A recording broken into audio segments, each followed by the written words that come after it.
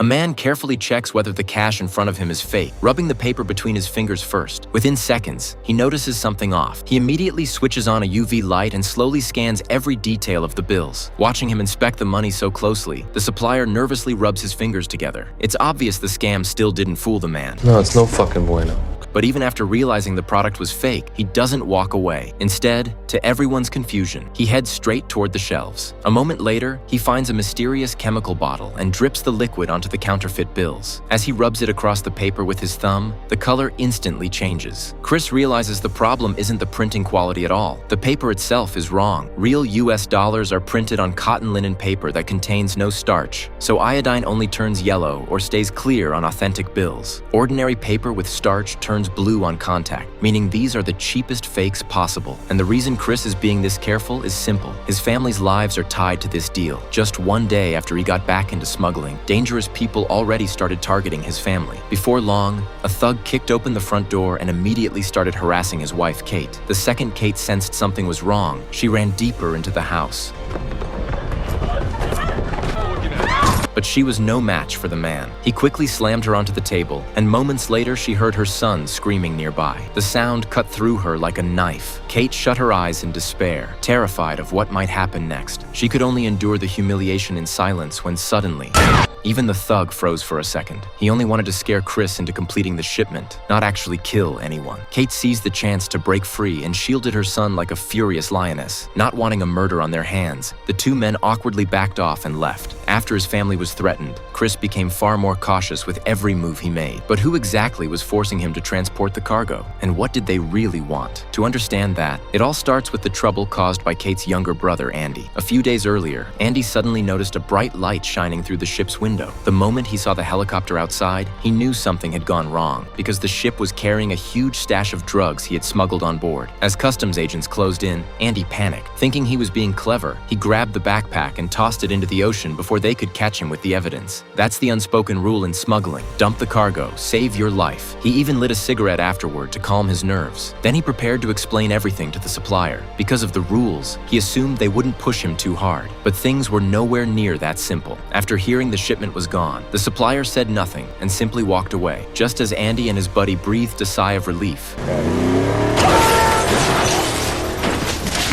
Chris and his wife rushed over after hearing the news. To clean up the mess, Chris, who had been out of the game for years, decided to step in personally. Using connections through his old friend Benny, he quickly discovered who was behind everything. As a former king of smuggling, Chris originally believed the other side would at least show him some respect. But the moment business came up, the man instantly turned hostile. This ain't your world anymore, man. Hearing those words, Chris's face darkened. If looks could kill, the man would have died 100 times over. Back when he was younger, Chris would have made him pay immediately. But remembering the worried look in his wife's eyes before he left, he forced his anger back down, pulled out a stiff smile, and quietly walked away. Maybe that's the reality of being a middle-aged man. No matter how hard life hits, you swallow it and keep moving. Then he returned home and looked at his panicked brother-in-law, his wife, and the only family he had left. Chris realized he had no choice anymore. The next day, he went back to meet the gang leader. But the second the door opened, a pistol was pointed straight at his head. Chris promised he'd repay the money within a month, but warned them to stay away from his family. The boss didn't care about the warning at all. Instead, he arrogantly told Chris he only had 2 weeks, and once the deadline passed, they'd happily pay his family a visit. That crossed Chris's bottom line completely. You can't.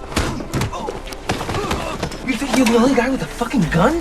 After leaving, Chris fell deep into thought again. $700,000 was impossible money for a regular guy doing installation work. If he wanted to pay it back fast, smuggling was the only option left. Once he made up his mind, Chris stepped onto a path filled with uncertainty. Even though he carefully planned every detail, the open ocean and foreign territory were impossible to fully control. And right after boarding the ship, he immediately ran into trouble. The captain turned out to be his late father's old enemy, meaning the guy would definitely keep a close eye on him. So Chris decided to hide the cash he was carrying before the captain noticed anything suspicious. But just as he opened a hidden compartment behind the fire hose cabinet, his lookout brother-in-law warned him someone was coming. Luckily, Chris reacted fast and restored the compartment before the other man arrived. Once he confirmed nothing had been discovered, he headed to the dining hall to catch up with some old partners. But suddenly, the captain's voice echoed through the room. Trouble had arrived. And just like that, poor Chris got demoted to cleaning duty. Still, he didn't waste the opportunity. While cleaning, he secretly stole a blueprint of the ship right under the captain's nose. Then he disguised himself as a metal worker and started cutting into the hull. The next day, to convince the others, he showed them what he had done. The reason he stole the blueprint was to locate the perfect hiding spot. But while he was showing everyone, the first mate spotted them. They quickly covered everything back up. The first mate knew they were hiding something. After everyone left, he carefully inspected the area himself. Thankfully, he found nothing unusual, and Chris escaped suspicion once again. After that, everything stayed quiet until the cargo ship was finally approaching the dock. That's when the captain noticed something terrifying. The ship wasn't slowing down at all. At that speed, it was going to slam straight into the pier, and behind it all was Chris. But even he didn't expect things to spiral this far. One of his teammates had completely drained the hydraulic fluid, causing the control room to lose control entirely. The terrified captain desperately turned the wheel. Right before disaster struck, Chris successfully dropped the anchor. The ship only suffered minor damage along the right side, but that was exactly what Chris wanted. It would buy him more time at the dock. After that, Chris headed out to collect the shipment, leading directly to the counterfeit money inspection from the beginning. What Chris never expected was that the cargo itself would be fake. He immediately started arguing with the supplier on the spot, but arguing solved nothing. He had to get back before the cargo ship departed, or those people would definitely go after his family. So Chris decided to take one last gamble. He directly contacted a local cartel for a new deal, leaving Andy behind in the truck. This time, the product didn't disappoint. And since the other side had heard of Chris's reputation before, the deal went through smoothly without any trouble. But just as his partner returned to drive the truck over for pickup, he froze in shock. Andy and the money inside the vehicle were both gone. With no other choice, the partner nervously drove the truck back. The cartel wasted no time loading the cargo into the vehicle. Then the partner informed Chris that his brother-in-law and the cash had disappeared. The atmosphere instantly turned tense. The cartel thought Chris was trying to scam them and immediately pointed a pistol at his head. Just when Chris believed the mission had completely failed, the cartel leader offered another option instead. They wanted him to help carry out a robbery. At that exact moment, the crew from the ship called again, warning him they were almost out of docking time. Chris had no choice but to agree. The moment the target truck appeared, he slammed on the gas and cut it off in the middle of the road. Then he used C4 to blow open the door. The transport crew was completely outmatched against the cartel's overwhelming firepower, but the cartel clearly underestimated how fast the police would respond. Under heavy return fire, the gunman quickly started losing ground. The second Chris peeked out from the truck, a bullet nearly tore through his head. Luckily, the cartel boss used the chaos to climb into the cargo truck, while Chris slipped into the back under cover. Everything seemed set for a clean escape, until a sniper round suddenly ripped through the boss's neck. By the time they made it back to the hideout, the man was barely alive, and the police were already closing in on the cartel compound. That chaos gave Chris the perfect opening. He grabbed the painting and the counterfeit cash, then drove away without anyone noticing. After that, he smoothly entered the shipping port hidden inside a cargo container. But before his partner could shut the container doors, the crane operator suddenly started lifting it. As the truck hung high above the ground, seconds away from crashing down, Chris slammed the gas at the critical moment and barely saved the vehicle. But there was still one final step left, sealing the container doors. His partner grabbed a ladder and rushed over in panic, only to be spotted by nearby workers. Luckily, he covered it up by pretending they were smuggling beef products. Then the crew began unloading the cargo. At the same time, local customs officers received orders to inspect the containers. Just as they finished moving the shipment aside, customs agents arrived nearby. Meanwhile, Chris was still inside the container cleaning up the last traces. Thankfully, customs didn't inspect his container first, buying him the few extra minutes he desperately needed. And just as the agents reached the area, Chris successfully slipped away. When customs finally opened the container, all they found was an empty truck and a painting nobody cared about. Meanwhile, Chris's partners had already hidden the shipment at the designated spot. The move was so precise, it proved why Chris was once known as the king of smuggling. After returning to the ship, Chris finally confronted his brother-in-law. Are you fucking mad? You fucking crazy? Where's the money?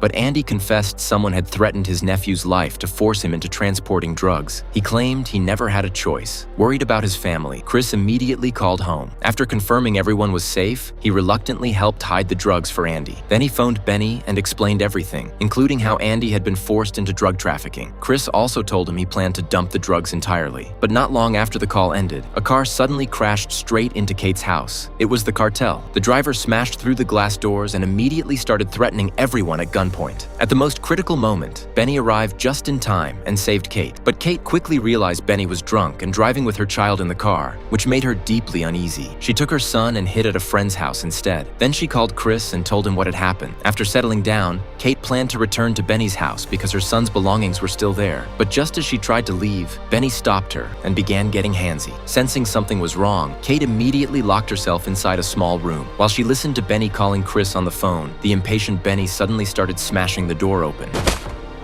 Shit.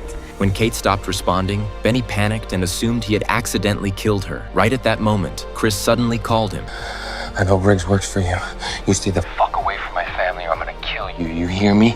After receiving Kate's earlier phone call, Chris had been completely stunned because he had only shared that information with Benny. To be certain, he questioned Andy again. That's when he learned Benny was secretly working with the cartel leader. Chris couldn't believe the man he treated like a brother had manipulated him this badly. Terrified for his family's safety, he made that phone call immediately. But after hanging up, Chris had no idea another disaster was already on its way. Benny knew that once Chris discovered Kate was dead, there would be no escaping his revenge. So he immediately called the ship's captain and revealed everything. The two agreed to split the profits 80-20 as long as the captain dealt with Chris. But the captain, arrogant and reckless as always, stupidly confronted Chris directly instead. When Chris refused to talk, the captain had no choice but to leave for the moment. The instant Chris sensed something was off, he came up with a new plan. That night, while the captain was eating dinner, Chris sneaked into his room and searched through his belongings. He managed to steal the keys to the captain's house before slipping out unnoticed. And just as Chris expected, the furious captain immediately reported to customs that someone on board was smuggling drugs. Soon, the entire crew was rounded up inside the dining hall while Coast Guard officers searched the ship with drug dogs. Chris's old hiding compartment was found almost immediately, but inside, there was nothing. Still unwilling to let it go, the authorities pulled Chris aside for a private interrogation. But as a former smuggling legend, he knew this game better than anyone and stayed perfectly calm the entire time. However, he hadn't even had time to celebrate after leaving the ship when a car with flashing hazard lights pulled up nearby. Inside were cartel members and poor Andy. To save his brother-in-law, Chris had no choice but to lead them to the drugs. What the cartel didn't realize was that they had already stepped into Chris's trap. Before long, the car arrived outside a luxurious mansion. Chris calmly unlocked the front door using the key he stole from the captain's room. He even warned everyone to stay quiet. Unsurprisingly, he had led them straight into the captain's house. Then Chris headed into the garage and pulled out a floor cleaning machine. Hidden inside its cleaning compartment were the drugs. While the cartel inspected the shipment, Chris quietly stole a car and slipped away. At that exact moment, the captain came downstairs after hearing noises. He stared at the armed men in total confusion until dozens of police sirens suddenly erupted outside the house. Just like that, the cartel and the captain were caught red-handed together. After realizing Benny was manipulating things behind the scenes, Chris guessed he would eventually team up with the captain and place him under heavy surveillance. So beforehand, he arranged for a co-worker to hide the drug-filled cleaning machine inside the captain's vehicle trunk. Since it belonged to the captain, nobody ever bothered checking it. Meanwhile, because Chris himself stayed out of sight, the cartel naturally focused on Andy instead. Chris used them to destroy each other. As for the police, that part was even easier. Thanks to his installation work, Chris knew local mansions all used advanced security alarms. He deliberately guided the cartel through areas guaranteed to trigger the system. Back with Benny, believing Kate was already dead, he actually prepared to hide the body in concrete. When Chris arrived at Benny's house and searched the place, he found no sign of him, but the broken bathroom door lock immediately caught his attention. Realizing something was terribly wrong, Chris stormed straight into Benny's company building and beat him brutally on the spot.